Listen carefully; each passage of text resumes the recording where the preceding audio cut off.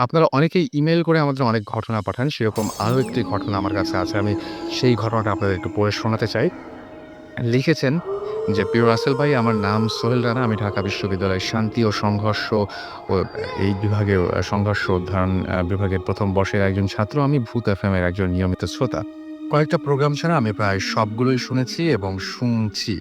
যদিও আমি খুব ভয় পাই, তারপরও এটা যে আমার কাছে কত ভালো লাগে সেটা লিখে বোঝানো যাবে না। যাই হোক, আসল কথায় আসি। আমি বর্তমানে কল্যাণপুরে থাকি, কিন্তু আমার গ্রামের বাড়ি বগুড়া জেলার কাহালু থানার একটি গ্রামে।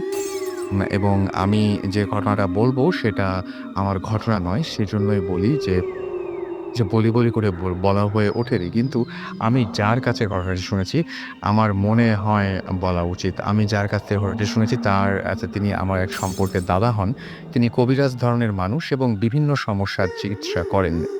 এছাড়াও তিনি বিভিন্ন রকমের তদবির করেন। তার কাছে নাকি জিন আছে। কোনো লোক যদি তার কাছে চিকিৎসার জন্য আ তিনি তা যায়, তাহলে তিনি তাদের মাধ্যমে ওই লোকের ওপর কোনো খারাপ কাজ বা কোনো খারাপ মন্ত্র করেছে কিনা সেটা দেখাশোনা করেন এবং তাকে চিকিৎসা করেন।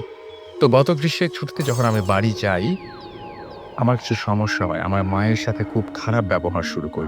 আমার সেমেস্টার ফাইনাল পরীক্ষা ছিল, কিন্তু আমি কিছুতেই পড়তে পারছিলাম না। পড়তে বসলেই মাথা ভারী হয়ে যেত এবং খুব ঘুম পেত, যা আমার আগে কখনোই হয়নি। আগেই বলে রাখি, যেহেতু আমি ছোটবেলা থেকেই মোটামুটি খারাপ ছাত্র ছিলাম না এবং আমাদের পরিবারের অন্যদের চেয়ে একটু উন্নত, তাই গ্রামে আমাদের কিছু শত্রু ছিল। গ্রাম এলাকায় সাধারণত যা হয়। আমার মায়ের ধারণা আমার ওপর কেউ কিছু করেছে, যদিও আমার সেরকম কিছু মনে হয়নি। তাই তিনি আমাকে নিয়ে সেই কবিরাজ দাদার কাছে গেলেন। তার বাড়ি আমাদের গ্রামে হলেও তার আমার আমার সাক্ষাৎ তার সাথে আমার সাক্ষাৎ কম ছিল। কারণ ছোটবেলা থেকেই বেশিরভাগ সময় আমি শহরে পড়াশোনা করেছি। তাই সব কথা শুনে পরদিন সন্ধ্যায় আসতে বললেন, আর বললেন যে রাতের বেলা তিনি আমাকে দেখবেন। পরদিন আমরা যখন তার কাছে গেলাম, তিনি বললেন যে আমার কোনো কাছের মানুষ হিংসা করে খাবারের সাথে খারাপ কিছু খাইয়েছে। কিন্তু তার নাম বললেন না। এরপর তিনি আমার কিছু চিকিৎসা করলেন এবং একটা তাবিজ দেন। যা হোক, আল্লাহর রহমতে আমি ওই সমস্যা আমার আর বর্তমানে নেই।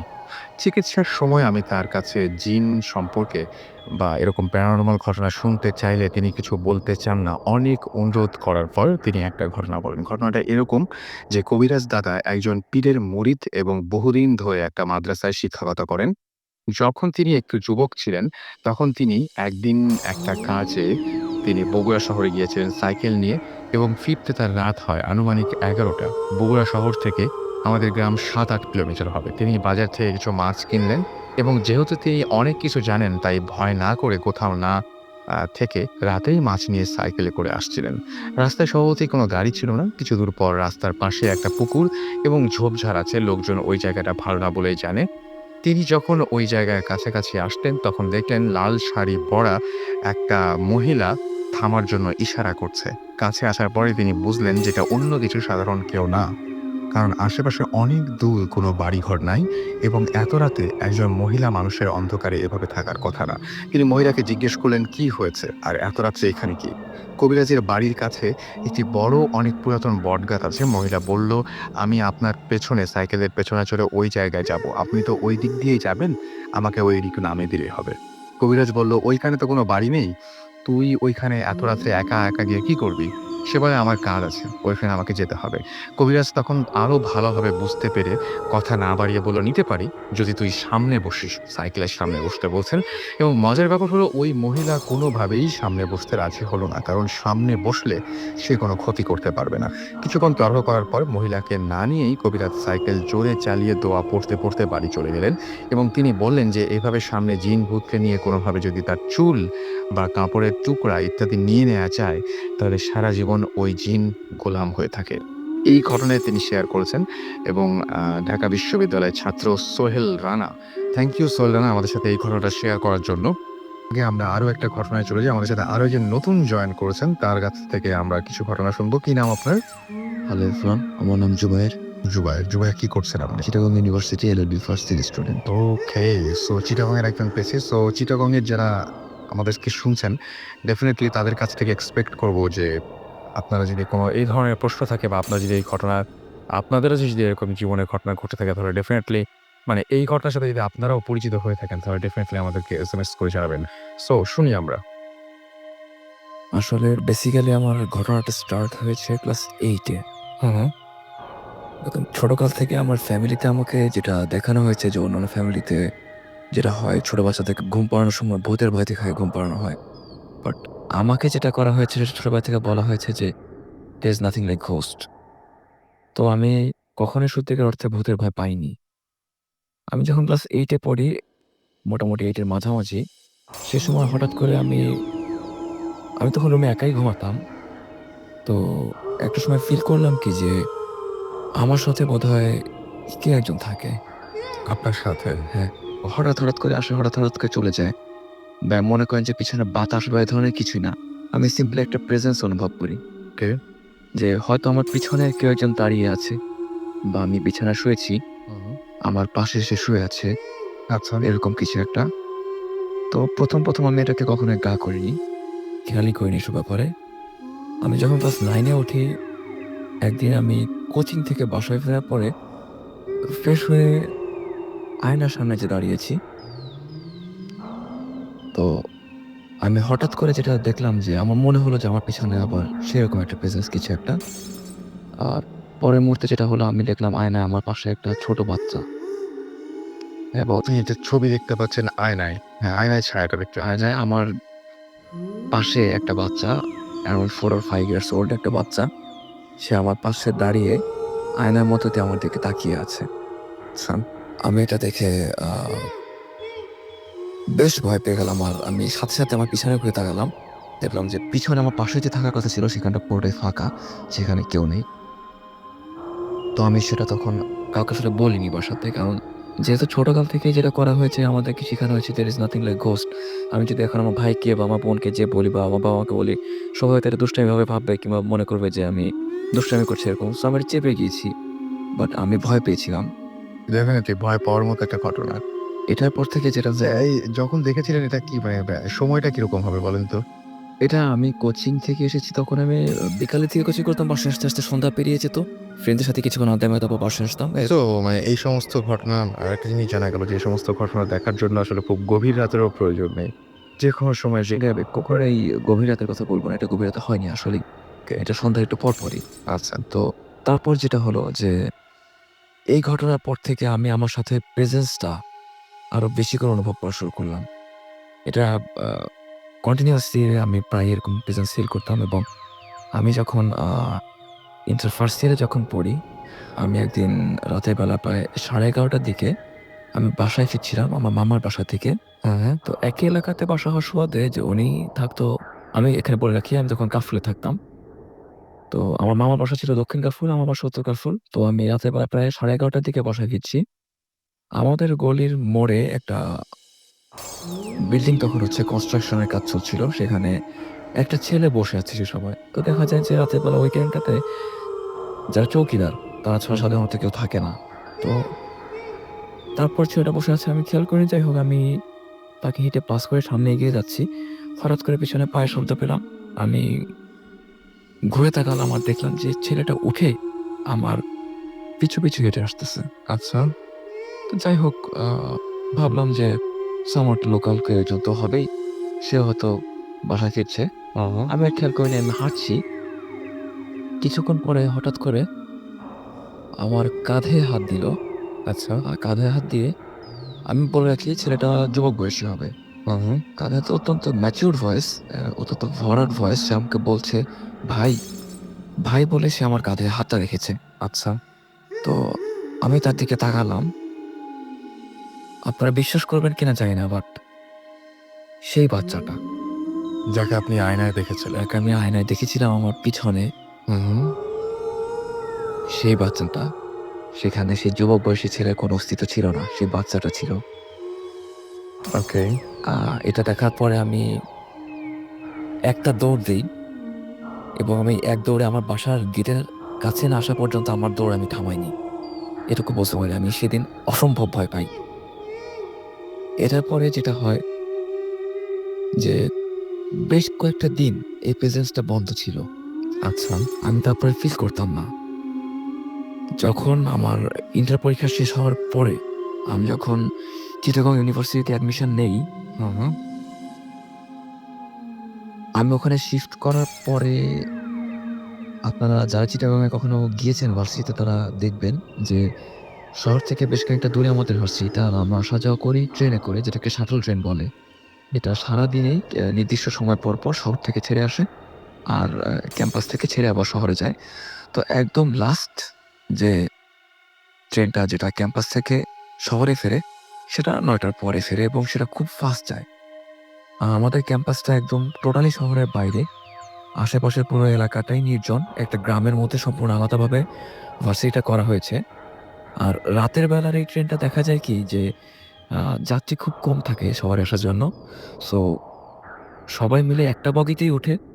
আর এমন একটা বগিতে ওঠার চেষ্টা করে যেখানে আলো থাকে। আমাদের ট্রেনের সব বগিতে আলো নেই। আর সবাই মিলে একসাথে থাকার কারণ হচ্ছে যে ছিনতাই বা এই ধরনের সমস্যা তো হতেই পারে, যেহেতু গ্রাম এলাকা। আর এই ট্রেনটা খুব ফাস্ট আসে। আর রেল ট্র্যাকের আশেপাশে প্রচুর ধান ক্ষেত আর পুরোটাই ফাঁকা। আপনি যদি তাকান বাইরে তাকালে দেখবেন যে বিশাল জায়গা পুরোটাই ফাঁকা। মাঝখান থেকে জাস্ট করে রেল ট্র্যাকটা চলে গেছে, আর কিছু না। আমি একদিন শহরে আসছি রাতের বেলার ট্রেনে। এটার আই উইটনেস আমার সাথে আছে। ওনার নাম অভিজিৎ চক্রবর্তী। উনিও চিটাগং ইউনিভার্সিটির ছাত্র, 3rd ইয়ারের ছাত্র। তো আমি জানালার পাশে বসেছি। জানালার জাস্ট কাঁচটা নামানো, কাঠের যে শাটারটা থাকে সেটা নামানো না। আচ্ছা। তো ট্রেনটা চলছে। হঠাৎ করে আমি কথা বলছিলাম আরকি। আমি একটা পাশের সিটে বসেছি আর ওই পাশের সিটে অন্য রোয়ের সিটে বসেছে আমার সেই বড় ভাই। উনার নাম অভি, আমি আগে বলেছি। তো কথাবার্তা বলছি, ওনার দিকে তাকায় কথাবার্তা বলছি। ফাঁকা হয়ে বসেছে এক-একজন। বলা যায় লোকজন খুব কম, ফাঁকা, ফাঁকা সবাই বসা। তো আমি জাস্ট কিছুক্ষণ পরে কোন একটা কারণে এমনিতেই মশার চোখ তো পড়ে। আমি জানালা দিয়ে বাইরে তাকালাম। টু মাই হরর আমি দেখলাম যে সেই বাচ্চা ছেলেটার মুখ। জানালার কাছে। জানালাটার কাছে আপনি যদি কখনো নাক লাগিয়ে কাচে বা দরজার কাছে যদি নাক লাগিয়ে দাঁড়ান, তো দেখবেন আপনার নাকটা একটু ডিবে যাবে। অর্থাৎ আমাদের শরীরে ইমপ্যাক্ট পড়ে। বাচ্চাটা বাইরে থেকে জানালার কাছে তার নাকটা ঠেকিয়ে আমার দিকে তাকিয়ে আছে। প্রায় ১৫ থেকে ২০ সেকেন্ডের মতন বাচ্চাটা আমার দিকে তাকিয়ে থাকলো। আমি পুরোটা সময় আমি চোখ সরাতে পারিনি। আপনি যদি এভাবে খেয়াল করেন আপনি দেখবেন আমার গায়ের লোম অলরেডি আমি আপনাকে দেখা হয়ে যাচ্ছে এবং বুঝতে পারছি। ব্যাপারটা হচ্ছে যে সে ১৫ থেকে ২০ সেকেন্ড আমি জানি না। আমার পর থেকে রীতিমতো একটা টর্চার গিয়েছে। হুম। যে আমি চোখটা সরাতে পারছি না। কোনো একটা আমার মনে হচ্ছিল যে সে আমাকে সিম্পলি হিপনোটাইজ করে ফেলেছে। আমি ১৫ থেকে ২০ সেকেন্ড দেখলাম এবং আমি পরবর্তীতে ১৫ থেকে ২০ সেকেন্ড কিন্তু অনেকটা সময়। অনেকটা সময় এবং সত্য কথা আমি তার দিক থেকে ১ সেকেন্ডের জন্য চোখ ফেরাতে পারিনি। আমি চেষ্টা করেছি। আমার মনে হচ্ছিল যে আমার মাথা বোধহয় কেউ চেপে ধরে তার দিকে তাকিয়ে রেখেছে। আমাকে এরকম একটা মনে হচ্ছিল। আমি সাথে, সাথে ১৫ থেকে ২০ সেকেন্ড পর হঠাৎ করে ফেসটা যখন নাই হয়ে গেল, আমি খুব দ্রুততার সাথে উঠে অভি ভাইয়ের পাশে যেয়ে বসলাম আর বললাম যে, "ভাই তুমি কি কিছু দেখছো?" ও আমাকে বলল যে, "আমি তো কিছু দেখি নাই। বাট তোকে এরকম পেইন লাগতেছে কেন?" আমি তখন ওকে যখন বললাম, ও বলল যে, "এটা তো হ্যালুসিনেশন।" এখন আপনারাই আমাকে বলেন যে একটা হ্যালুসিনেশন ১৫ থেকে ২০ সেকেন্ড ধরে চলবে। আর আমি সেই ক্লাস ৯ থেকে একই হ্যালুসিনেশন বারবার হয়ে যাচ্ছে। একই রকমের চেহারা। একই রকমের চেহারা দেখছি এবং বিভিন্নভাবে। কখনো গভীর রাতে, কখনো সন্ধ্যার সময়, কখনো রাতের বেলা ৯:৩০ কখনো কাঁধে হাত রাখতেছে, কখনো জানালায় এসে মুখ লাগাচ্ছে। এটা একেবারেই বাস্তব এবং আমার সাথে এটা কেন হচ্ছে আমি জানি না। আমি এই বাচ্চাটাকে কখনো কোনোদিন দেখিনি। এরকম ফেস আমি কখনোই দেখিনি। জাস্ট সে হঠাৎ করে ইন্টারভ্যাল নিয়ে আমার কাছে আসে। আমি তাকে দেখি, সে চলে যায় এবং যেটা ব্যাপার সে ধীরে, ধীরে আমার কাছে আসতেছে। মানে ১ম বার যখন দেখেছিলেন তখন বেশ একটু দূরে ছিল। তখন বেশ দূরে ছিল, আয়নার অনেক পিছনে ছিল। তারপরে সে এসে আমার কাঁধে হাত রেখেছে। তারপর সে আমার সাথে অনেক সময় ছিল। অনেকক্ষণ ধরে সে কাছে নাক ঠেকিয়ে আমার দিকে তাকিয়ে থেকেছে। আমি জানি না পরে আমি তাকে কিভাবে দেখব। আপনি এই জিনিসটা কোনোদিন এরকম যারা বোঝে এগুলো ব্যাপার নিয়ে কোনোদিন সেটা যেই হোক না কেন কারো সাথে আলোচনা করেন নাই বা কারো হেল্প নেন নাই আপনি? এটার ব্যাপারে আমি আমার সত্যিকার অর্থে বলতে কি দেখেন, আমি ফার্স্ট অফ অল আমি ভূত বিশ্বাস করি না। আমি একেবারেই বিশ্বাস করি না। আমাকে ছোটবেলা থেকেই এটা শেখানো হয়েছে there is nothing like ghost. তারপরেও আমি এটা শেয়ার করেছি আমার বড় ভাইয়ের সাথে শেয়ার করেছি। আজকে একটু আগে আপনাদের একটা কাহিনী বলেছি ইমতিয়াজ। সে আমাকে যেটা বলেছে এবং আপনারা দেখেছি যে তার সাথেও কিন্তু এরকম হয়েছে।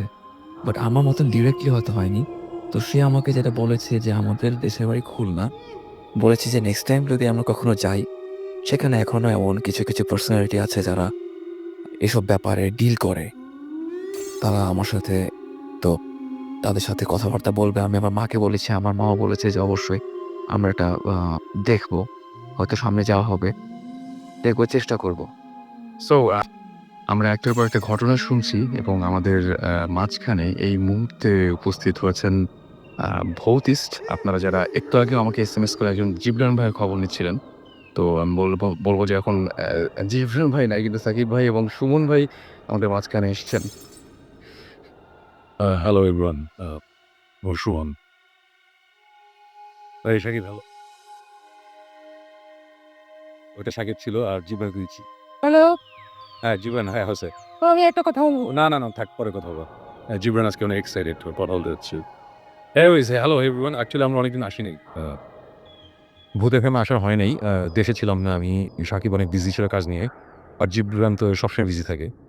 তারপর আমরা টাইম বের করি, বাট এবার আজকে এতদিন পর আসার পিছনে আরেকটা কারণ হচ্ছে যে, যেটা বললাম দেশে ছিলাম না, তাছাড়া আরেকটা ব্যাপার হচ্ছে যে লাস্ট 96 আওয়ার্স অ্যাকচুয়ালি কোনোরকম ঘুম-টুম ছাড়া ওয়াটসিনের অসমাপ্ত ট্যুর অ্যালবামের কাজ করছি আরকি আমরা। মানে অ্যাকচুয়ালি আমরা 96 আওয়ার্স এ ফুল অ্যালবামটা করছি। সো অসমাপ্ত 2 ইজ ডান, এবং এটা খুব শীঘ্রই এই ১ মাসের মধ্যে ডেফিনিটলি, মোস্ট প্রবাবলি সামনের মাসের এন্ডেই সিডিটা পাওয়া যাবে। আর সামনে মোবাইল ফোন কোম্পানির সাথেও আসতেছে ফর লিসেনিং পারপাস।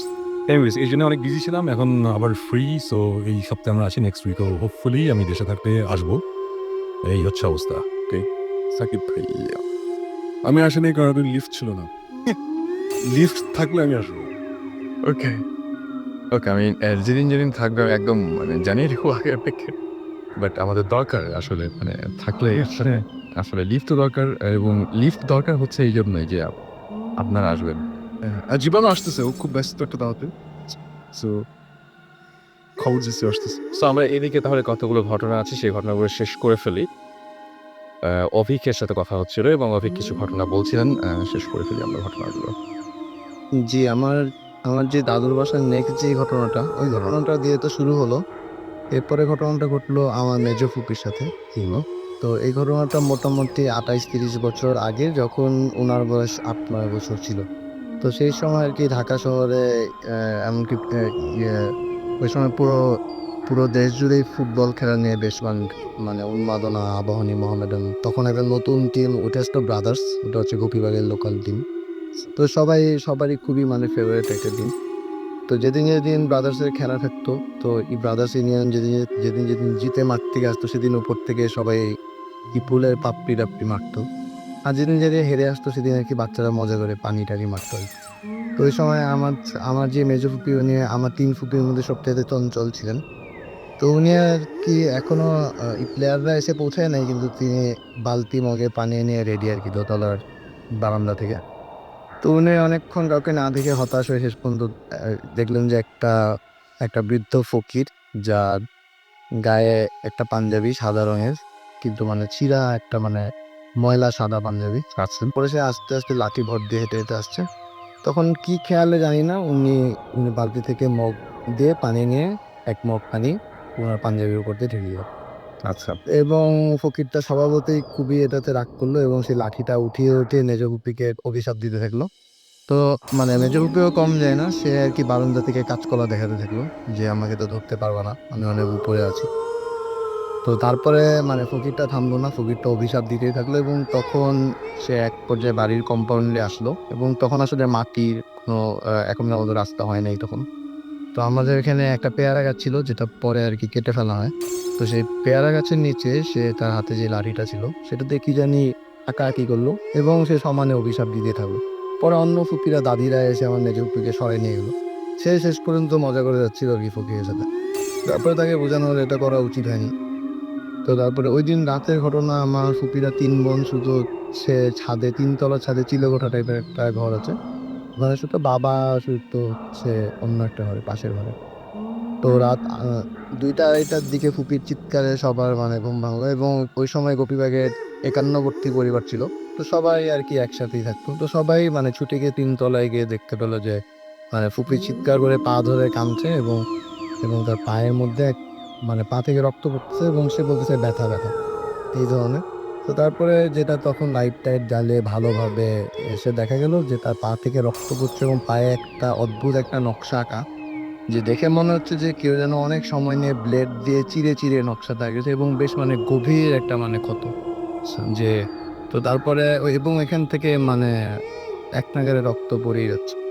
তারপরে সে আমার ফুপি তো বাচ্চা মানুষ নয়, ৮-৯ বছর বয়স। তখন সে মানে ব্যথা, ব্যথা বলে চিৎকার করছে। তো তারপরে এখন অনেকে এসে মানে বিশ্বাস করলো না। অনেকে ভাবলো এটা এবং অন্য যে ২ ফুপি তার সাথে শুয়েছিল তারা কিন্তু কিছুই দেখেনি। কেউ এসে কিছু করছে এটাও দেখেনি। সে মানে এই ঘটনাটা হঠাৎ করেই হলো।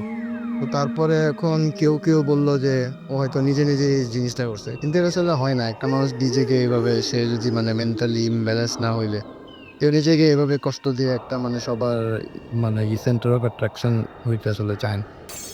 তো তারপরে এখন শেষ পর্যন্ত পরের দিন সকালে যে ইন্টারেস্টিং এবং মানে ভয়ের যেটা দেখা গেল সেটা হচ্ছে সেই পেয়ারা গাছের নিচে গিয়ে দেখা গেল যে ঠিক হুবহু ওই নকশাটাই আঁকা যেটা ফকির তাকে অভিশাপ দিতে, দিতে মাটির মধ্যে তার মানে লাঠি দিয়ে এঁকে দিয়ে গেছিল। সেই নকশাটাই সই হন জিনিসটাই বা যে সেম জিনিস এটা আমার দাদু দেখেছে। আচ্ছা। তারপরে বাবাও দেখেছে। তো সেই ছিল ঘটনা। আমরা ঘটনায় চলে যাই। আমরা ঘটনায় চলে যাই। এখান থেকে এসেছি জ্ঞানবাড়িয়া থেকে। তো আমি সরাসরি ঘটনায় চলে যাচ্ছি। আমার ঘটনা হচ্ছে এরকম, আমি এবং আমার ড্রাইভার সহ একদিন এই নরসিংদী থেকে আসছিলাম। That was 10:30 PM। তো ঢাকার দিকে আমার বাসার দিকে রওনা হচ্ছিলাম। তো তখন রাস্তাঘাট রোড টোটালি নীরব ছিল। যেখানে তেমন কোনো লাইটের আলো ছিল না। তো আমরা দেখতে যাই পরে সামনে একটা আমাদের গাড়ির বৃদ্ধ লোক আরকি হাঁটছিল। তখন আমরা গাড়ি যখন থামাই ব্রেক করি তখন ওই বৃদ্ধ লোকের সাথে আমাদের গাড়ি ক্র্যাশ করে। ক্র্যাশ করার পর আমরা ভেবেছিলাম যে বৃদ্ধ লোকটি তো ছিটকে পিছনে পড়তে পারে। তো আমরা গাড়ি থামাই। দেন আমরা পিছনে অনেক সার্চ করি কিন্তু আমরা তাকে খুঁজে পাই না। অনেক সার্চ করার পর আমরা এটা মনে করি যে আমাদের হ্যালুসিনেশন এর ব্যাপার থাকতে পারে। দেন আমরা গাড়িতে আবার উঠি। গাড়ি আবার স্টার্ট দেওয়ার সময় আমরা দেখি যে গাড়ি স্টার্ট নিচ্ছে না। তো অনেক কোয়েশ্চেন না নেওয়ার পর আমরা ডিসিশন নিলাম যে ঠিক আছে আজকে আমরা রাতটা এখানেই কাটাই। দেন সকালে আমরা ব্যাক করব। তো আমরা কষ্ট করে অনেক রাত কাটালাম। তারপর আমরা ওই রাতের মধ্যে আমি এবং আমার ড্রাইভার একই ড্রিম দেখি। ড্রিমটা ছিল এরকম যে, যে বৃদ্ধ লোকটাকে আমরা দেখলাম সে আমাদের এই ড্রিমের মধ্যে এসে বলল যে, "তোমরা অনেক বড় ভুল করেছো। তোমরা এক কাজ করতে পারো। এই ভুলের জন্য একটাই তোমাদের ওয়ে আছে। সেটা হচ্ছে কোনো পুয়ার লোককে মানে যারা গরিব আছে তাদেরকে আরকি কিছু হেল্প করতে হবে তোমাদের। লাইক তোমরা কিছু টাকা-পয়সা অথবা যেভাবে পারো লাইক তোমাদের এভাবে করতে হবে।" তো আমরা একই স্বপ্ন যেহেতু দেখেছি আর আপনি হ্যাঁ, একই স্বপ্ন দেখি। সকালে যখন আমরা ডিসকাস করি তখন আমরা নিজেরা অবাক হয়ে যাই যে এটা কিভাবে হতে পারে। তো আমরা দেন বাসায় যাওয়ার পর সকালে কিন্তু আমাদের গাড়ি স্টার্ট নেয়। আচ্ছা। রাতে কিন্তু একদমই টোটালি নেয়নি। তো আমরা সকালে যখন বাসায় ব্যাক করি তারপর টোটালি আমাদের বাসার ফ্যামিলিকে আমরা টোটালি ঘটনাটা খুলে বলি ডিটেইলস। তারপর ওনারা শুনে বলল যে, "হ্যাঁ, ঠিক আছে এরকম হতে পারে রাতের বেলা যেহেতু তোমরা একা ছিলে।" তো তারা ঘটনা শুনে বলে, "আচ্ছা ঠিক আছে।" তো আমরা দেখছি ওই এই ব্যবস্থা করে বড়ি ঘটনাটা শেষ হয়ে যায়। অলরাইট, তো আমরা কি একটা ছোট্ট ব্রেক নিয়ে ফিরে আসবো? আমার সঙ্গে আরো একজন গেস্ট উপস্থিত আছেন। আমি বলেছিলাম যে প্রত্যেকটা মানুষ যেকোনো সময় যেকোনো ধরনের ঘটনা যেকোনো মুহূর্তে এক্সপেরিয়েন্স করতে পারেন। তো তিনি তার একটা ছোট্ট ঘটনা আপনাদের কাছে শোনাবেন। কি নাম আপনার? হাসান। হাসান। হাসান, আপনি যে সময় ঘটনাটা বলছেন সে সময় আপনি শিপে কাজ করতেন, রাইট? তো শিপে কাজ করার সময় আপনারও এরকম একটা ঘটনা ঘটেছিল। কি দেখেছিলেন আপনি? আমি আসলে ওই সময় শিপে একটা ডিউটি করতাম, সার্ভে ডিউটি। তো আমার যখন ডিউটিটা ছিল জাহাজ অ্যারাইভাল টু সেল। হু, হু। তো আমি অ্যারাইভালে জাহাজে উঠছি কিন্তু সেল যখন হয়েছে তখন রাত্র ২টা বাজে, তখন জাহাজ সেলিং হয়ে গেছে। তো আমার নেমে আসতে হবে। তো আমি ওই সময় নেমে আসছি, নেমে আসার পরে তো বেসিক্যালি ওই সময় ওইটার মংলার ঘটনা, খুলনা মংলা বন্দর। তো বেসিক্যালি ওই সময় কোনো গাড়ি টাড়ি থাকে না, কোনো রিক্সা ভ্যান কিছুই থাকে না। তো আমাকে হেঁটেই বাড়ির দিকে আসতে হচ্ছে। তো আসার পথে একটা জায়গা আছে যে জায়গাটা আসলে অনেকেই ওই জায়গা থেকে অনেক কিছুই দেখছে। জাস্ট ঠিক ওই জায়গাটা আমি যখন আসছি, তো আমি আসার পরে দেখতেছি দূর থেকে একটা বৃদ্ধ মহিলা হেঁটে আসছে। হুম। তো বৃদ্ধ মহিলাটাকে আমি যখন কাছাকাছি গেলাম, তো যাওয়ার পর ওনাকে জিজ্ঞেস করলাম যে, "আসলে আপনি এত রাত্রে কোথায় যাচ্ছেন?" তো উনি কোনো কথা বলতেছে না। জাস্ট আমি এভাবে ২-৩ বার ওনাকে জিজ্ঞেস করছি যে, "আপনি কই যাচ্ছেন এত রাত্রে? আপনি এইখানে কি করবেন? কোথায় থাকবেন?" তো উনি কোনো কথা না বলে একসময় আমার দিক থেকে একটা হাসি দিছে। তো হাসিটা আমার কাছে খুব বিদঘুটে লাগছে। তো আমি একটু ভয় পাইছি। যেহেতু আমাদের হচ্ছে গ্রাম অঞ্চল, এখানে আরো অনেক কিছু আমার এক্সপেরিয়েন্স আছে। যেহেতু আমি এটা বেশি একটা ইয়ে করি নাই। জাস্ট সামনে হেঁটে গেছি। হেঁটে যাওয়ার পরে যখনই পিছনের দিকে তাকালাম, তাকায় দেখি যে কেউ নাই। জাস্ট আমার অনেকটা ভয় লাগছে। কিন্তু ভয় লাগলেও আসলে আমি ওই সময় যেটা করছি যে আমি অনেক নিজের ভিতরে একটু সাহস নিয়ে বাসাটা আমার কাছেই ছিল। তো বাসা পর্যন্ত যাওয়ার পরে যেটা আমি আ অনেক বাসায় যেয়ে তাড়াতাড়ি দরজা নক করছি, তো খুলছে। খোলার পরে আমি বাসায় যেয়ে আর কথাবার্তা বলতে পারি নাই তেমন। বাসায় জনেনে ভয় পেয়েছে ও অসুখ-টসুখ হয়েছিল, তারপরে জ্বর-টর এরকম কিছু? আসলে জ্বর-টর এরকম কিছু হয় নাই। তো অনেক ভয় পাইছিলাম এটাই আরকি। তো আর কি ঘটনা? সো আমি আমি আবারও ফিরে যাই ভৌতিস্টের কাছে। ওটা মানে এবং এই যে বলছিলেন যে আমাদেরকে জিবরান ভাই এখন মনে হয় ঠিক আছেন? হ্যাঁ, এখন এটা দেয়। সো ওই যে আমরা ওইটা উত্তরটা দিয়ে দিয়েছি সাকিব ভাই। কোনটা? যেটা হচ্ছে যে বলছিল আবির যে ভৌতিস্ট কথা দিয়েছিল মাসে ২ বার আসবে। কবে? না, বুঝাও। রিয়েলি? সেটাই। হ্যাঁ, সেটাই। না মানে আমরা তো মোবাইল কোম্পানি যে কথা দিয়ে কথা রাখবো। না, আমরা তো বৌথিস্ট। আমাদের একটু উল্টা হতে হতেই পারে। এনিওয়েজ না ব্যাপারটা হচ্ছে এর আগেও আমি এক্সপ্লেইন করেছিলাম, আবার বলছি। পার্সোনালি আমার শরীর খুব খারাপ ছিল মাঝখানে। অনেকবার আমার দেশের বাইরে যেতে হয়েছে। ইনফেক্ট আমার আগামীকালকে আবার যেতে হবে সিঙ্গাপুর। সো এরকম মাঝে, মাঝেই যেতে হচ্ছে। সো অ্যাকচুয়ালি শরীর খারাপের উপরে তো অ্যাকচুয়ালি আমাদের হাত নাই। এখানে কিছু করার নাই আরকি আমাদের। সো আমরা যখন ফ্রি থাকি তখন আমরা অবশ্যই আসি। এর মাঝখানে অনেক বিজি ছিলাম। এখন তার মধ্যে আবার ওই জর্সের অ্যালবাম ছিল লাস্ট ৪ দিন। মানে আজকে তো সাকিব জোর করে আমাকে নিয়ে আসছে। ৪ রাত না ঘুমায়ে ৪ দিন না ঘুমায়ে আমরা কাজ করছি। তারপরে সাকিব বলল যে, "না এটা অনেকদিন হয়ে যাচ্ছে, আমার যাওয়া উচিত।" তারপর আজকে আসলাম। আচ্ছা, হ্যাঁ, স্যার থ্যাংকস টু সাকিব। কি করতে যাচ্ছি না ভাই? I think I lost it. Manchester R অ্যাজমাসে। Yeah, সেটাই আরকি। তো এনিওয়েজ বাট রাসেল আমাদের বলেছে নেক্সট টাইম থেকে লিড থাকবে। সো আমাদের যত কাজই থাকুক সিঙ্গাপুর থেকে হলেও এসে আমি লিফটে চড়ো। হ্যাঁ, লিফটে চড়বো আরকি। অসুবিধা নাই। এই হচ্ছে অবস্থা। সো অ্যাকচুয়ালি ইউজুয়ালি যেটা হয় যে আমরা আসলে মানুষজন ওয়েট করে যে আমরা নিশ্চয়ই নতুন কোনো একটা ইনভেস্টিগেশন বা একটা কিছু খুব নতুন একটা ঘটনা বলবো। কিন্তু যেটা হচ্ছে সেটা হচ্ছে যে আমরা তো এই যে ভূতে প্রেমে আসছি না, মানে অনেক বিজি, আমাদের অনেক পার্সোনাল ব্যাপার-স্যাপার নিয়ে বললাম। আর আমাদের এখন কোনো ইনভেস্টিগেশন এ অ্যাকচুয়ালি ওইভাবে যাওয়া হয় না। ইনভেস্টিগেশন এ ঠিক মতো যাওয়া হয় না। কজ আমাদের ইনভেস্টিগেশন অনেক হয়ে গেছে। একটা ইনভেস্টিগেশন শেষ করা হয়নি। ওটা বাকি আছে। ওটা করতে আমরা পরে যাব। ভূতিস্ট অন এয়ার হওয়ার পরে, শুরু হওয়ার পরে। সো এছাড়া কোনো ইনভেস্টিগেশন আমরা যাচ্ছি না। যে কারণে নতুন কোনো ঘটনা নাই। বাট আজকে ডেফিনিটলি আমরা একটা স্টোরি শেয়ার করব যেটা অ্যাকচুয়ালি আমাদের মোটামুটিভাবে ফার্স্ট হ্যান্ড এক্সপেরিয়েন্স বলা যায়। আমাদের খুব ক্লোজ একজন ফ্রেন্ডের ক্লোজ একজন মানে খুবই পরিচিত একজন মানুষের লাইফের ঘটনা। এটা আমরা বলব এই ঘটনাটা ঘটার সময় কোনো এক ফরচুনেটলি আনফরচুনেটলি যাই বলি, মানে আমি ঘটনাটা ঘটার সময় ছিলাম। সো আমার এই এক্সপেরিয়েন্সটা হয়েছে এটা কয়েকদিন আগেই ঢাকার বাইরে। তো এই ঘটনাটাই আজকে বলব। অ্যাকচুয়ালি এটা এত কথা বলার কারণ হচ্ছে এটা অ্যাকচুয়ালি ভৌতিস্টের কোনো ইনভেস্টিগেশন ছিল না। আমরা কোনো ইনভেস্টিগেশন এ যাইনি।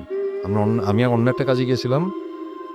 জিবরানের শুটিং নিয়ে জিবরান বিজি ছিল, সাকিবের অন্য একটা শুটিং নিয়ে সাকিব বিজি ছিল। সো আমি গিয়েছিলাম ওদের সাথে। আমার তখন এই এক্সপেরিয়েন্সটা হয়েছে। সো এই জিনিসটা ঘটনাটা আমি বলব, বলতে গেলে একটু আগে একটা ইন্ট্রোডাকশন দিতে হবে। তাহলে আমাকে বুঝতে পারবে যে ব্যাপারটা কি। সেটা হচ্ছে যে আমাদের এক ফ্রেন্ড আ ওর মাঝখানে অনেক শরীর খারাপ হয়। সো ও দেশের বাইরে যায় ট্রিটমেন্ট করতে এবং আ যাওয়ার পরে তার অনেক পুরানো একটা ফ্রেন্ডের সাথে দেখা হয়। মানে অনেকদিন ওই ফ্রেন্ডের সাথে তার কোনো যোগাযোগ ছিল না। ওই হসপিটালেই দেখা হয় এবং দেখা হওয়ার পরে খুব বকাবকি যে, "আরে তুমি এখানে?" তখন বলল যে, "আমার তো শরীর খারাপ। আমি এখানে আসছি।" তো দুজনেরই শরীর খারাপ। সো তারপরে যেটা হয় যে ওর ফ্রেন্ডটা ওর সাথে ধারে ব্যাক করে। অ্যাকচুয়ালি ওই ফ্রেন্ডটা থাকে স্টেটস এ। বাট তখন সে কোনো কারণে এই এশিয়ার সাইডে আসছিল আরকি। সো তখন দেখা হয়ে যায় তখন ওই যে ফ্রেন্ডের সাথে দেখা হয়েছে যে মানে আ স্টেটস এ থাকতো। ও যখন শুনল যে তার এই ফ্রেন্ডের খুব শরীর খারাপ তখন বলল যে, "আচ্ছা আমি তো অ্যাকচুয়ালি ঘুরতে আসছিলাম। আর বাবার সাথেই ঘুরতে আসছিলাম। অনেক জায়গায় যাচ্ছিল। যে সিঙ্গাপুর, মালয়েশিয়া, ব্যাংকক অনেক জায়গায় যাচ্ছিল।" বলল যে, "আমার তো এখন কোনো আমার নেক্সট ডেস্টিনেশন ছিল ইয়ে মালয়েশিয়া। সো মালয়েশিয়া যাবো না, আমি তাহলে ঢাকায় আসি, ঢাকাটা ঘুরে গেলাম। সো ঢাকাতে আসার পরে আসার পরে ওই আমার ফ্রেন্ডটা জানতে পারে যে তার যেই ফ্রেন্ড বাড়ি থেকে আসছে ওর মেয়ে ফ্রেন্ড আর কি, ওরও শরীর খারাপ এবং ও বেশি দিন বাঁচবে না, ওর ক্যান্সার। হ্যাঁ, সো এতে দুজনই খুব আপসেট হয়, বিকজ দুজন অনেক ভালো ফ্রেন্ড ছিল, অনেকদিন যোগাযোগ ছিল না, আবার দেখা হয়েছে এটি ব্যাপার স্যাপার। সো আলটিমেটলি যেটা হয় যে তারপর তার ফ্রেন্ডটা চলে যায়, বিকজ ওর শরীর খারাপ, ও বেশি দিন থাকতে পারবে না, ওর ট্রিটমেন্টে আবার যেতে হবে। সে আবার ব্যাক করে, আমাদের ফ্রেন্ডটা তো ঢাকা দিয়ে থাকে তখন। তারপরে ঘটনা যেটা হয় যে তার বেশ কয়েকদিন পরে ওই ফ্রেন্ডটা মারা যায়। আচ্ছা, যে বাড়ি ছিল ও মারা যায়। তো মারা যাওয়ার পরে সে স্বাভাবিকভাবে অনেক আপসেট হয়ে যায়। আপসেট হয়ে যাওয়ার পরে সো আমরা তখন ঢাকার বাইরে যাই, ওই ফ্রেন্ডটাকেও নিয়ে যাই যে একটা টাইম স্পেন্ড করলে হয়তো ভালো লাগবে, একটু ভালো লাগবে, এটার ব্যবস্থা। তা একদিন আমরা রাত্রেবেলা বসে আড্ডা দিচ্ছি, ঢাকার বাইরের ঘটনা এটা, এই কয়েক সপ্তাহ আগের ঘটনা। আমরা বসে আড্ডা দিচ্ছি, তো হঠাৎ করে সে বললো, গার্লফ্রেন্ড বললো আমি একটু আসতেছি বলে সে রুম পাশের রুমে যায় আর কি, পাশের রুমে গিয়ে বসে থাকে। একটু পরে সে আসে, ওর চেহারা দেখে বলে যে সামথিং ইজ রং। তো আমি জিজ্ঞেস করলাম যে কী ব্যাপার, কী হয়েছে? তো আমি বললো যে না কিছু না, আজকে আমি যাইতে চেয়েছিলাম একটু বাইরে একটা জায়গায়, তো আমি যেখানে গেছিলাম ওটার পাশে একটা জঙ্গল আছে, এটা ধ্যানের বাইরে। জঙ্গলের একটা জায়গা আছে, জায়গাটা খারাপ, মানে সো কল্ড খারাপ, মানুষজন অনেক খাজে বাজে কথা বলে। তো আমি বলে যে আমি ওই জায়গাটাতে যেতে চেয়েছিলাম, বাট আজকে যাওয়া যাবে না, আমরা কালকে যাবো। তো আমরা তখন বলছি কেন ওখানে যাওয়া দরকার? বললেন না আমার একটা কাজ আছে, যেতে হবে। আমি বললাম যে আচ্ছা ঠিক আছে, বিকজ এগুলো ব্যাপারে তো আমি ইন্টারেস্ট থাকি। বললাম ঠিক আছে কালকে যাবো। তো এরপরের দিন আমরা যাই এখানে। যাওয়ার পর সিচুয়েশন যেটা হয় যে গিয়েছিলাম খালি আমি আর আমার ফ্রেন্ডটা, আর বাকিরা তার হোটেলে ছিল, যেখানে আমরা গেছিলাম ওখানেই ছিল। সো আমরা এখানে যাই, এটা একটা মানে ভয়ঙ্কর একটা ঘন জঙ্গল টাইপের, মানে আর রাতে তখন বাজে 2:30। সো ওই সময় আমরা গিয়েছি। ইনফ্যাক্ট সেও এই কথা বলেছিল যে কালকে রাত 2:30টার সময় যেতে হবে, এর আগে যাওয়ার দরকার নেই।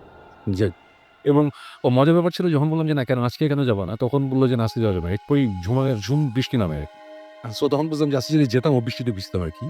সো কোইন্সিডেন্স বলে যাই বলে, আচ্ছা এটা কোনো ব্যাপার না। তো পরের দিনের কথা, পরের দিন আমরা বের হয়েছি এবং ওখানে গেলাম। যাওয়ার পরে আমার গাড়ি করে গেলাম, আমি গাড়ি মেইন রোডের উপরে গাড়ি রেখে পাশে জঙ্গলে ঢুকছি আমরা দুজনের ভিতরে ঢুকে দাঁড়িয়ে আছি। তারপরে হঠাৎ করে একজন আরেকজনকে দেখতে পারতেছে না, এত অন্ধকার। মানে আকাশে হালকা একটা আলো আছে, খুবই হালকা একটা আলো। ওই আলোর কারণে আমরা শ্যাডো দেখতে পাচ্ছি আমার, বাট ফিগার পুরোপুরি দেখা যাচ্ছে না, স্পষ্ট নয়, একদমই অস্পষ্ট।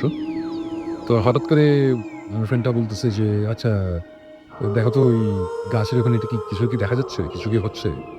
তো আমি জঙ্গল তো দুইটা গাছের মাঝখানে কিছু ওই যে ডালপালা জমে যায় না, ওরকম একটা শ্যাডো।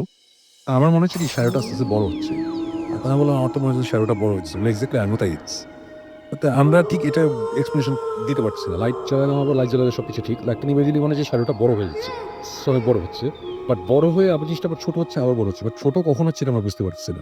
এই জিনিসটা আমি ঠিক বইলা জীবনে বুঝতে পারবো না, এটা ঠিক আমার ব্রেন নেওয়া নেই জিনিসটা। মানে কন্টিনিউয়াস আমরা দেখতেছি একটা জিনিস বড় হচ্ছে, কিন্তু বড় হইতে থাকলে তো একটা সময় অনেক বড় হয়ে যাবে। কত বড় হতে যাচ্ছে, একটা সার্টেন স্কিপ পর্যন্ত গিয়ে ওটা আটকে যাচ্ছে, কিন্তু তারপরে বড় হচ্ছে, মানে বোঝানো পসিবল না। এটা একটা মানুষ দেখলে এক্সপিরিয়েন্স করলে বুঝতে পারবে। তো আমরা এটা দেখতেছি, আচ্ছা ঠিক আছে ফাইন। হঠাৎ করে আমার ফ্রেন্ডটা বললো যে যে একটা কিছু আমাদের পিছনে অনেক কোনাকুনি, আমাদের পিছনে একটা ডোবা টাইপের, তারপর আবার জঙ্গল, মানে জঙ্গলের মাঝখানে একটা জায়গা, চারিদিকে গাছপালা, পিছনে ডোবা। বললাম ডোবার পিছনে কোনাকুনি পিছন দিকে কেউ একটা আসে, কেউ একটা আসতেছে, সে বলতেছে। তো আমি বলতেছি যে কোথায়, আমি কিছু বুঝতে পারছি না। তখন বললো যে না আসতেছে। সো যখন একটু পরে বললে এখন জিনিসটা আমাদের ডান দিকে আছে 30-40 ফিট দূরে, ডান দিকে অন্ধকার, ধুধু অন্ধকার, মানে পুরো ভয়ঙ্কর অন্ধকার, ঘুটঘুটে অন্ধকার, এবং অনেক গাছপালা, অত দূরে কিছু দেখতে পারো পসিবল কি নেই। সো ঠিক তখন এখান থেকে যে জঙ্গলে বন বিরল টাইপের থাকে, তো কোনো কিছু একটা চিৎকার, মানে একটা আওয়াজ করলো আর কি। সো তখন সাথে সাথে আমি নড়ে চড়ে বসলাম, বিকজ আমরা তো অনেকবার অনেক ইনভেস্টিগেশনে গেছি। সো আমরা জানি যে এই টাইপের প্রাণীগুলো আগে একটা মানে সিগন্যাল দেয়, ভাই আর কি, ওরা বুঝে যে কিছু একটা আছে। তো কোইন্সিডেন্স বলি যাই বলি, ঠিকই 30-40 ফিট দূর থেকে একটা আওয়াজ আসছে ডান দিকে, অথচ সে কিন্তু আগে আওয়াজ পায়নি, আমিও পাইনি।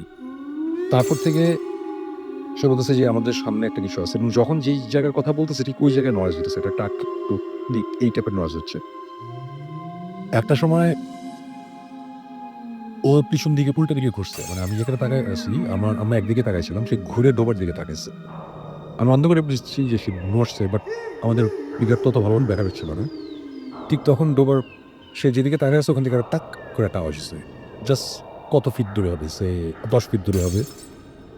তারপরে খুব উইয়ার্ড একটা জিনিস হলো, সেটা হচ্ছে ডান দিকে বেশ দূরে 20 ফিট দূর থেকে ডান দিক থেকে হঠাৎ করে একটা আওয়াজ আসে শুরু হলো। আওয়াজ হচ্ছে এরকম, এরপর টিপিক্যাল এরকম টিক টাক টাক, টিক টাক টাক, টিক টাক টাক, টাক টাক, টিক টাক টাক, টিক টাক। আস্তে আস্তে আওয়াজ টেম্পোটা বাড়তেছে, আওয়াজটা বাড়তেছে, আমাদের দিকে আসতেছে। হঠাৎ করে করছে কি আমার ফ্রেন্ড হঠাৎ করে চিৎকার দিয়ে উঠছে যে শাট আপ বলে চিৎকার করছে, আওয়াজটা বন্ধ হয়ে গেছে। সো ওইটা যখন হচ্ছে তখন আমি টের পেয়েছি যে something is wrong, something is going on, এবং তখন এই যে ফিলিংটা আসতেছে, বুঝতেছে যে কিছু একটা হচ্ছে এখানে। আমরা দুজনে চুপ করে দাঁড়াইছি। সে আমার একটু পরে বুঝলাম যে সে কথা বলতেছে কারোর সাথে। আমি বুঝতেছি না, he is talking to someone else, এবং সে প্রথমে কিছুক্ষণ কাঁদলো, কিছুক্ষণ সরি বললো, এই টাইপের কাহিনী চলছে। একটা সময় বলতেছে যে না ইউ আর নট রিয়েল, এই টাইপের কথা, মানে কাজীর সে কারোর সাথে একটা কনভারসেশন চলছে কারোর সাথে। এবং একটা সময় সে পুরো বেঁকে গেল, মানে শ্যারোতে পুরো বোঝা যাচ্ছে যে তার হেভি ব্রিদিং হচ্ছে, ঘাস পাচ্ছি, সে কাঁপতেছে, সব বোঝা যাচ্ছে। So সে সময় বললো যে আমার ঘাড়ের পাশেই কেউ হাত দিয়েছে। আমি বললাম যে না, কেউ হাত দিয়ে নেই, আমি কিছু দিচ্ছি না। তো বললাম আমার ঘাড়ে একটু হাত দাও, আমি যে হাত দিলাম তখন বললো যে আমরা এখন যাই। আমি তখন বুঝলাম যে সে পুরো কলাপস করতেছে, তাও তো খারাপ। তাকে উঠাই নিয়ে গাড়িতে উঠালাম, গাড়িতে উঠায় গাড়ি লক টক করে দিয়ে আমি সময় বসেছিলাম, ওর একটু নর্মাল হলো, তারপর গাড়ি চালিয়ে আমরা আবার ওই হোটেলে গেলাম আর কি, যেখানে যাওয়া। ওখানে যাওয়ার পর দেখলাম যে তার চোখ মুখ টুক ফিরে গেছে, লাল টলে গেছে, মানে খুব বাজে অবস্থা। তারপরে সবাইও বললো, তো ওর স্টোরিটা হচ্ছে যে এখন আমি বলি ওর স্টোরিটা কি, ও কি বলছে।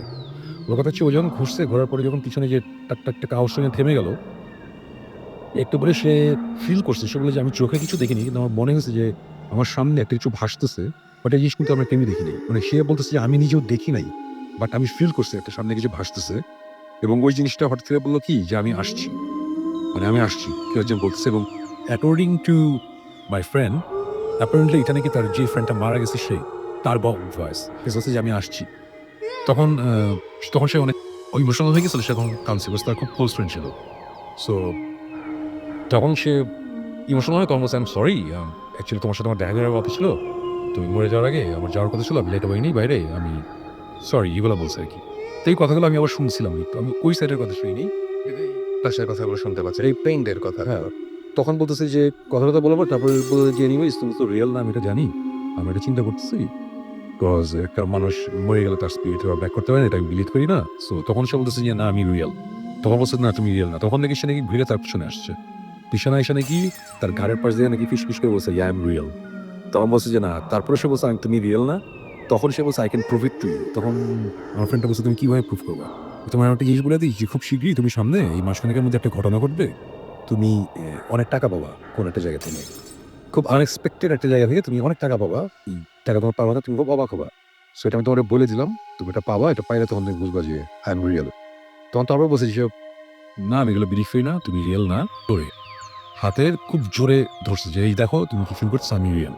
তখন সে বলছে না আমি রিয়েল না। তখন নাকি তাকে জোরে চাপ দিছে এবং বলছে তুমি ফিল করতেছো না যে আমি চাপ দিতেছি তোমাকে, আমি রিয়েল। তখন সে মানে বেঁকে গেছে, মানে বুঝে যাচ্ছিল। তখনই সে আমাকে বলছিল আমার ঘাড়ে হাত দেয়, আমি হাত দিছি, তখন নাকি হাতটা সরে গেছে। এই হচ্ছে কাহিনী, সে আমাদের এগুলো বলতেছে। তো বলতেছে আমরা শুনতেছি। তো এখন কথা হচ্ছে কেউ যদি আমরা সেটা বলে ফার্স্ট আমি বিলিভ করবো, আমি চিন্তা করবো যে সে প্রচন্ড ভালনারেবল, সে প্রচন্ডভাবে ডাউন করছে, তার খুব ক্লোজ একটা ফ্রেন্ড মারা গেছে, সে ভালনারেবল একটা স্টেট আছে। সো তার মেন্টাল স্টেট ওইখানে চলে গেছিল, সে অ্যাকচুয়ালি সবকিছু ইমাজিন করছে, রাইট? তো এগুলো করছে, এগুলো বলছে। তা বলার পরে আমি ওরকম ভাবে চিন্তা করছি, আমি সবকিছু সাইন্টিফিক ব্যাখ্যা যেটা আমি সাকিব জীবন সবসময় দিই, আমরা মনে মনে ওইসব সাইন্টিফিক ব্যাখ্যা দিচ্ছি যে অ্যাকচুয়ালি কি হয়েছে, ওর স্টেট অফ মাইন্ড এখন এরকম, সে ভালনারেবল, সে চাইছে অ্যাকচুয়ালি কার ফ্রেন্ডের সাথে দেখা হয়নি, দেখা করতে, এই কারণে ফ্রেন্ডটার কিছু ইমাজিন করছে, অ্যাকচুয়ালি কিছু না। আর ফর এক্সাম্পল এটা যদি এরকম হতো যে এটা ইমাজিনেশনও না, এটা হ্যালুসিনেশনও না, তাহলে আমি আমার এক্সপ্লেনেশনটা হচ্ছে যে এই জিম মানে অ্যাকর্ডিং টু মি, মানে আমি এতদিন পড়াশোনা করে রিসার্চ করে আমি যেটা বলছি যে জিন, খারাপ জিনদের কাজ হয়েছে মানুষদের একটা ক্ষতি করা, রাইট? সো একটা মানুষ যে কিনা প্রচন্ড ভালনারেবল একটা স্টেজে আছে, একটা স্টেটে আছে, তাকে এখন সবচেয়ে ইজিভাবে কলাপস করানোর ওয়ে কি? ওয়ে হচ্ছে গিয়ে যে যার কারণে তার খারাপ অবস্থা, তার রূপ ধরে এসে সামনে আসবো। আয়সা তাকে পুরোপুরি ধ্বংস করে দিল। কিন্তু আয়সা সে অনেক কিছু বললো, কয়েকদিন পরে কিন্তু এই মানুষটা বিলিভ করা শুরু করবে, হ্যাঁ তার মানে সে তো মনে করছে আসলে তার ফ্রেন্ডের স্পিরিটটা চলে আসছে, অ্যাকচুয়ালি তো আসা নেই। সো তার মধ্যে তার একটা কনফিউশন, একটা কোশ্চেন আসবে না, তার মানে স্পিরিট আসতে পারে, বাট আমাদের রিলিজনে তো এটা নাই যে স্পিরিট আসবে। আমাদের রিলিজনে আছে যে খারাপ জিনিস স্পিরিট হয়ে আয়সা অ্যাক্টিং করে বা ক্ষতি করার চেষ্টা করে। সো আস্তে আস্তে তার বিশ্বাসটা ভাঙা আর কি। হ্যাঁ, সো আমি চিন্তা করলে হয় চিন্তা করবো এইটা, নাহলে চিন্তা করবো যে আমার মাথায় প্রবলেম আছে, রাইট? সো এইসব জিনিস তো বলতেছে, তখন বলতেছে যে না হাতে এত জোরে চাপ দিচ্ছে, এখনো হাত ব্যথা করতেছে। তখন আচ্ছা ঠিক আছে, ওকে ফাইন বলে হঠাৎ করে সে না টি শার্ট উঠেছে, অ্যান্ড রাসেল ক্রাসপিচ ব্যাগ দেখছেন সেটা ওখানে হাতের ছাপ এত জোরে চাপ দেওয়া লাল হয়ে গেছে, রক্ত জমাট বেঁধে গেছে, খামচির দাগ পর্যন্ত আছে। এবং সাথে সাথে আমরা একটা ছবি তুলছি এবং ওই ছবি আমাদের কাছে আছে, সাথে সাথে আমরা ছবি তুলছি। এনিওয়েজ এটার পরে তখন আমি ওই জিম থিওরিতে গেছি, যে খারাপ জিম থিওরিতে গেছি। এগুলো নিয়ে কথা হইতেছে, আমরা কথাটা তো বলতেছি, হঠাৎ করে সে কোন তখন সব অফ করে দিয়েছিলাম আমরা। তখন সে ফোন অন করছে, ফোন অন করার সাথে সাথে ওর কাছে কিছু মিসড কল অ্যালার্ট আসছে, জিকে এর মধ্যে কল দিয়েছিল। সে হঠাৎ করে ফোন ধরে বলে কি, হ্যাঁ হ্যাঁ আঙ্কাল কল দিয়েছিল, আমি একটা কল ব্যাক করি।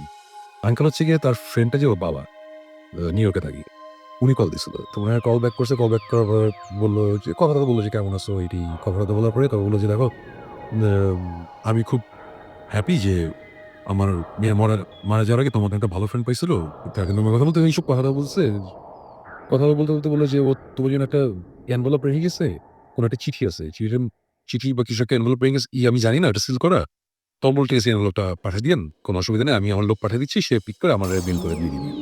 তখন বললো যে হ্যাঁ আরেকটা জিনিস আমি জানি না এটা কেন করছে, বাট সে তোমার জন্য একটা চেক রেখে গেছে $47,852, অলমোস্ট 35 লাখ টাকা। এই চেকটা তোমার, সে তার উইলের মধ্যে এই চেকটা আছে, তোমার এটা দিয়ে গেছে। কেন দিয়ে গেছে জানি না, বিকজ তোমারও তো ফিনান্সিয়াল অবস্থাটা খারাপ না, তোমারও টাকার দরকার নেই, ওরও এই টাকাটা কেন দিল হয়তো বা এনভেলপে লেখা আছে কেন দিছে, বাট আমি এটা জানি না, ওটাও তুমি একটা নেওয়ার ব্যবস্থা করো। না তখনই কলটা আসছে, এবং কলটা আসছিল যখন আমরা ওইখানে ছিলাম। মিস কল অ্যালার্টে যে আসছে তখন আমরা ওইখানে ছিলাম, যে সময় কাহিনীগুলো হয়েছে তখন একদম চোখের সামনে দেখো। চোখের সামনে আসছে। সো এখন আমার কথা হচ্ছে যে এই পুরো স্টোরিটা আমরা চোখের সামনে মিশে একেবারে চোখের সামনে, বেশ কয়েকজন উইটনেসও আছে এই ঘটনাগুলো যে ঘটছে, আমি একা ছিলাম না এখানে, আরো কয়েকজন ছিল। সো এখন ভূত জি বা যাই বলি এই, বাট আমি পার্সোনালি হচ্ছে আমি কোইন্সিডেন্সে বিলিভ করি। আমি সবসময় মনে করি যে কোনো একটা কিছুর কারণ থাকে, কোনো একটা কিছু হওয়ার। সো এই সবই বুঝলাম, আচ্ছা ঠিক আছে। আমার কাছে হচ্ছে ছবিটা তুলছেন সেটা মানে ছবিটা আছে নেক্সট দিন আসলে তুমি মনে করে দেন নিয়ে আসবে। এবং সবচেয়ে বড় কথা হচ্ছে যে দাগ মানে একদম এগুলো তো সব চোখের সামনে ঘটছে, এগুলো এইটার এক্সপ্লেনেশন। এবং সো এই যে টাকাটাও পাইলো ওই সময়, কল আসলো ওই সময়, প্রথম দিন গেল না, বৃষ্টি আসলো, পরের দিন গেলাম, বৃষ্টি নাই, হ্যাঁ এভরিথিং ইজ উইয়ার্ড। এবং আমি ওকে প্রথমে আমি উল্টা দিতে পারতাম যে না ওর মাথায় সমস্যা হয়েছে, ও এখন খুব আপসেট। বাট এই সাথে দু একটা ঘটনা আছে যে এই যে টাকার ব্যাপারটা আর এই যে হাতে দাগের ব্যাপারটা, এগুলা এক্সপ্লেন করতে পারছে না। আচ্ছা, so it's a very interesting story, তো এই কারণেই বললাম। আর নামটা মেনশন করলাম না, কারণ আমাদের পরিচিত ফ্রেন্ড, এদের নাম না বলেই ভালো, বাট আমাদের পরিচিত, এবং ইনফ্যাক্ট তুমিও চিনো, আমি নাম বলছি না আর কি। আচ্ছা, ভেরি ইন্টারেস্টিং স্টোরি। এই হচ্ছে আমাদের অ্যাকচুয়ালি আজকের ঘটনা। আমাদের সাকিব আর কিছু আছে আমাদের বলার ভাই? তা এটা যেটা বলার আছে যে আফটার শর্মাই কেম হোম আমাকে বললো এই ঘটনাগুলো, আমি আর শর্মা দুজনেই বসছি এটা চুল চেরা বিশ্লেষণ করতে, অন্য অ্যাঙ্গেল থেকে এটা কীভাবে মারা যায়, কীভাবে ধ্বংস করা যায়, এবং অনেক কিছুই আমরা বিয়েতে করলাম, বাট আলটিমেটলি দেখলাম যে এটা ইটস ইন্টারেস্টিং স্টোরি। আমি মানসি তো একটা হ্যাঁ মানে এটা র্যাশনাল এক্সপ্রেশনও দেওয়া যায়। আমরা ইনফ্যাক্ট তারা করেছে ওই হাতের ছাপ টাপ, কীভাবে ফোন তখন আসছে আসে নাই, এগুলো সব আমরা র্যাশনাল এক্সপ্রেশন দিছি, but it's still a very, এখন আমাদেরটা ঠিক নাকি ওই মানে যার এক্সপিরিয়েন্স করছে জিনিসটা ওর পার্সপেক্টিভ ঠিক, এটা কোনো কনক্লুশন আমরা ড্র করতে পারি না। Which is the purpose of both is actually, আমরা কোনো কনক্লুশন নেই না, আমরা একটা মিস্ট্রি বের করে এই মিস্ট্রি সামনে একটা ঘটনা দিয়ে দিই, মানুষজন জাজ করবে কোনটা কি। মানে আমরা বলি না যে বিলিভ করো, হ্যাঁ তুমি মানে এখন সারা জীবন আমি গান লিখছি, এখন আমি আমার প্রতিচ্ছবি আমি একটা গান লিখছিলাম যেটা মানুষজন শুনে বলছে আহ কি সুন্দর প্রেমের গান, প্যারেন্টেজ ডেতে এই গান অনেক বিক্রি হতো, বয়ফ্রেন্ড গার্লফ্রেন্ডে দিত, গার্লফ্রেন্ড বয়ফ্রেন্ডে দিত, জামাই বলে দিত, বউ জামাই দিত, বাট গানটা আমার ছেলেকে নিয়েছে। সেটা তো আমার বলার দরকার নেই ভাই, তোমার যেমনি খুশি ইয়ে করে এন্ড অফ দ্য ডে গান শোনো। সো আমরাও ওটাই বলবো যে বহুতিস্ট তোমরা কেমনে কি চিন্তা করবো, আপনারা কিভাবে চিন্তা করবেন এটা আপনাদের ব্যাপার, আমরা আমাদের একটা জিনিস দেখাই দিব, যেই হচ্ছে ব্যাপারটা, এখন এটা তোমাদের উপরে, তোমরা কি করো। I think that's been আমাদের এটাই ছিল, এইটি ছিল আমাদের টার্গেট ছিল। টার্গেট ছিল শুরু থেকে। আমরা কোনো সময় বলি না যে বিলিফ, আমরা যেটা করছি বিলিভ করেন। সেটাই মানে এখানেও মানে বোথ এফএমে অনেকে বলে যে হ্যাঁ এটা এরকম মানে সত্যি মিথ্যা অনেক কিছু বলে, কিন্তু এটা আমাদের আসলে মানে একদম সত্যি মিথ্যা বললে যে নিউজ চ্যানেল শুনলো, হ্যাঁ সেটাই, মানে যে এতটি ভূত ধরা পড়ি আছে, হ্যাঁ অমুক জায়গা থেকে অমুক, চরম বাস্তবিক নিউজ পেপার এরকম ইয়ে দিয়ে ওসবই ওসব প্রতিবেদন ওগুলো পড়লে বেটার। ভূত এসেছে না ওই মানুষজন তো ভয় পাবে, মানুষজন তো ফাঁকদামি করবে, মানুষজন তো হাসবে, এটি তো দরকার। আমি বারবার একটা example this, I love Stephen King novels, I just love it. আমি স্টিফেন কিং এর বড় ফ্যান। আমি যতবার পড়ছি অনেকবার ভয় লাগছে, অনেকবার ইন্টারেস্টিং লাগছে, অনেকবার মজা পাইছি। কিন্তু আমি সবসময় জানি জিনিসটা মিথ্যা। সো এখন আমি এটা সত্যি মনে করে চিন্তা করতে পারি, মিথ্যা মনে করে চিন্তা করতে, যার যার পার্সোনাল ব্যাপার। এন্ড অফ দ্য ডে আমি কিন্তু বইটা পয়সা দিয়ে কিনতেছি, মজা পাচ্ছি, আসি এন্টারটেনমেন্ট ওইটি হচ্ছে। এবং আমি যখন আমি এটাও মানে মাঝে মাঝে বলি যে যখন আমি যাই কোনো জায়গায়, যে যখন একটা ডিভিডি কিনি আমি হরর মুভি, তখন আমি পেছনে পড়ে দেখি না যেটা কি আসলে সত্যি ঘটনা, মানে বেসড অন ট্রু স্টোরিজ নাকি মানে এরকম টাইপের কিছু, কোনো কিছু তো দেখি না আর কি। মানে জাস্ট একটা আনন্দ পাওয়ার জন্য যে বা ভালো লাগার জন্য এটা কিনতে বাসায় ভয় পাওয়ার মধ্যে একটা আনন্দ আছে। আমি নিচ্ছি অনেক, এত মানুষজন খুব ভয় ভূতের ফিল্ম শুনে কবে ভূতিস আসবে 10 বার বলে কান ব্যথা করে ফেলে, ওরা কিন্তু ভয় পায়। এটি হচ্ছে মজাটা আর কি। তো ভয় তো পাইতেই হবে, ভয় যত পাবে তত আমাদের জন্য ভালো। ভূতের টিভি এপিসোড যা হইতেছে বুঝছে, তোমার একটা স্নিক প্রিভিউ দেবো বুঝছো। না, রাসেল কাইনা দেখাবো, বাট আমি আরেকটা জিনিস বলি, সেটা হচ্ছে আমরা গত মাসে কবে জানি বলছিলাম যে আমাদের একটা ফিমেল ইনভেস্টিগেটর দরকার। এর জন্য আমরা প্রচুর মানে তা আমার কাছে 500-র কাছাকাছি ইমেল আসছে। হ্যাঁ, সো আমাদের এখন মাথা খারাপ হয়ে গেছে। মোস্ট অফ দেম দেখতেছি যে এদের বয়স হচ্ছে 16 থেকে 18-20 এরকম অবস্থা। ভাই 21 বছরের নিচে আমাদের প্রবলেম আছে। আমাদের একটা কন্ট্রাক্ট সাইন করতে হবে, তো সো এটা আমাদের কন্ট্রাক্টটা সাইন করতে হবে বাই ইন্টারন্যাশনাল করতে। সো 21 এর নিচে প্রবলেম আছে, যে কারণে প্রথমেই আমরা ওগুলো বাদ দিচ্ছি। এখন আমরা আবার বসে এখান থেকে আমরা 20 জনের মতন একটা শর্ট লিস্ট করছি। এখান থেকে আমরা 10 জনের মতন শর্ট লিস্ট করবো। কয়েকজনের সাথে আমরা কথা বলছি, কয়েকজনের সাথে এখনো কথা বলা হয় নাই। শেষে ফাইনালিস্ট 10 জনকে নিয়ে তাদের সাথে কথা বলবো, তারপরে তাদের প্যারেন্টসের সাথে কথা বলবো, তারপর ডিসিশন নিব কাকে নেওয়া হবে। হ্যাঁ, সো অনেকেই আমাদের আবার মেইল করছে যে আমরা এখনো কিছু জানি নাই। আমরা ডেফিনিটলি জানাবো। মাঝখানে আমার নিজের হ্যাঁ, এবং অনেক কাজ আছে আমাদের, এগুলো করতেছি আমরা। এগুলো শেষ করে আমরা ডেফিনিটলি জানাবো। সামনে আমরা জানাবো কি হচ্ছে না হচ্ছে, যখন এলে আমরা জানাবো। আমরা মেইল সবগুলোই করছি। একজন খুব ইন্টারেস্টিং একটা মেইল লিখছিল, আমার ওই ইয়েটা মনে নাই, নামটা মনে নেই। সে বলছিল যে আচ্ছা ঠিক আছে, অনেকেই তো বলবে যে এই হন্টেড হাউসে গিয়ে থাকতে পারবে, ভয় পাবে, ওগুলো টেস্টমেন্ট নিয়ে আপনি আগে টেস্টমেন্ট যে তেলাপোকা ভয় পাবে কিনা। অনেক মেয়ে আছে তারা ভুট্টু থাকতেও ভয় পাবে, কিন্তু তেলাপোকা কিন্তু ভয় পাবে। এবং আমার নাম মনে নাই কি লিখছিল, মেলটা খুব ভালো ছিল। এবং ভাই আমরা ডেফিনেটলি তেলাপোকা টেস্টও করবো ওদের উপরই, যারা যারা ইয়ে করবে। এটা হচ্ছে একটা ঘটনা। আর আজকে আমাদের আর কিছু বলার নেই। আরেকটা জিনিস হচ্ছে যে আমাদের সাথে আজকে আরো অনেক ফ্রেন্ডের নাচতে, ওরা বাইরে বসে আছে। একটু আগে আমি দেখলাম যে ফয়সাল আর আলিফ দেখলাম যে একটা স্যান্ডউইচ বের করছে, স্যান্ডউইচটা দেখলাম যে তনু খাইতেছে, আমাদের দেয়া হয় নাই। আরেকজন দেখে দিশা একজন আছে, সেও দেখুন কোক খাইতেছে, আরেকজন কফি খাইতেছে, আমাদের কিছু না দিয়ে ওরা নিজেরা খাই ফেলতেছে। সো আমরা তাড়াতাড়ি চাইতে হবে, নাহলে খাবারটা শেষ হয়ে যাবে। আজকে ছিল ইন্টারন্যাশনাল কাপ। তো আমার না এমনি তো সবাই আছে তুমি। আমার মানে রেডিও ফুটেজ ওপেন প্লেস নেই, মাইকেই বুঝছি যে ময়মনসিং থেকে একজন ফোন করছিল, হয়তো না ময়মনসিং থেকে অনেকে ফোন এবং SMS এর ওরা হচ্ছে যে 4 সপ্তাহ ধরে ওরা ভূতের সঙ্গে ট্রান্সলেশন পাচ্ছে না। আর এটা আমি রেসপন্সিবল না। Jibran was nowhere near Mymensingh radio tower. So I don't know. So আমার তোমাকে বলার দায়িত্ব ছিল। আমাদের কান ঝালাপালা করতেছে যে ময়মনসিংহে কেন ময়মনসিংহে নাকি পাচ্ছে না, ভূত এখন আছে না, রেডিও ফুটতে পাচ্ছে। আচ্ছা, আমরা এটা একদমই আমাদের একদম সংশ্লিষ্ট কর্তৃপক্ষ আমরা রাসেলকে জানিয়ে দিলাম, রাসেল ইমিডিয়েটলি রাসেলকে টু ব্যাড, তারা এটা শুনতে পারবে না, তাদের ওখানে রেস্ট্রিকশন না। সো এটা আমরা ফেসবুকে আবার জানিয়ে দিব। আর রাসেল একটা জিনিস করতে পারো, আমার মনে হয় যে বড় বড় কিছু বাস টাস পাঠিয়ে দেবো ময়মনসিংহে, এটা 8টার দিকে পাঠিয়ে দিবা, ও আসবে, ওরা চলে আসবে, লাইভ এখানে শুনে নিতে হবে। জাস্ট ঢাকায় ঢুকলি তো হয়ে গেল। ও সে দেখে ঢাকার মানুষে বর্ডারে চলে আসলো, তারপরে বাসের রেডিওকে শুনে চলবে, শুনে আমার ব্যাক। তো হ্যাঁ, যত যাই বলো যে আলিফ যে স্যান্ডউইচটা যে খাওয়াইলো, ওদের আমাদের যে খাওয়া তো ভালো হয়নি। নেভার শো আপনি এত কফি খাওয়ার পরে যদি একটু পেন ধরেন শেষে গেছে। তো আবার না রেডিও তোরা শুনতেছো। ইয়েস। আচ্ছা বিন্দু আচ্ছা আমরা কি সবাইকে বলা হয়েছে যে আমরা when are we going on air? আর আমরা ভৌতিস নিয়ে শীঘ্রই আমরা মানে সুদূর ভবিষ্যতে আমরা আসবো, বাট সুদূর ভবিষ্যৎ, বাট এটা কি ওই যে আর্থ টাইম নাকি নেপচুন টাইম, এটা আমরা জানি না। নেপচুনের ধুই আসতে গেলে 20,000 বছর লাগে ওটা সহ্য করতে। এনিওয়ে, যে অবশ্যই জানুয়ারি, কোন ইয়ার এটা বলা দরকার মিস আমার পেটে না সিরিয়াসলি বলি, আসলেও পার্সোনালি আমরা অনেক বিপদের ভিতর দিয়ে যাচ্ছিলাম। আমারও শরীর খারাপ ছিল, অনেক প্রবলেমের মধ্যে ছিলাম। বর্তমানে আগমন শেষ, আমি খুব খুশি। তো শান্তে বৌতিস্টের ইয়েটা আসবে, 32 জানুয়ারিতে আসবে। এর মধ্যে কি প্রিফেটের আর লোমর রিলিজ হবে ইনশাল্লাহ, এখন কাপ পারে। না আমারটা বহুত কিছু পরে। আর জাস্ট টু প্রুভ দ্যাট আমরা we know what talking about, রাসেলকে আমরা খুব কুইকলি একটা সিক রিভিউ দিব আমাদের জিনিসপত্র। সো রাত আমার এটা যেদিন আমার অ্যালবাম বেরোবে সেদিন হতে পারবে, যেটা বলিতে এটা ওকে, আমরা শেষ করে দেই। এবং আমি যারা SMS পাঠিয়েছেন এতক্ষণ পর্যন্ত তাদেরকে অনেক থ্যাঙ্কস আমাদেরকে SMS পাঠানোর জন্য। আর সেই সাথে জানিয়ে দিই আমাদের ইমেল অ্যাড্রেসটি আরও একবার, কারণ ইমেল অ্যাড্রেসটির মাধ্যমে আপনারা আসলে ইনফ্যাক্ট আমাদেরকে আপনাদের ঘটনাগুলো জানিয়ে দেন এবং সেই ঘটনাগুলো পরবর্তীতে আমরা আপনাদের সাথে শেয়ার করি। তুমি হয়তো খারাপ ধরনের কোনো একটা জিন তুমি আমাকে ম্যানুকুলেট করে দিচ্ছ।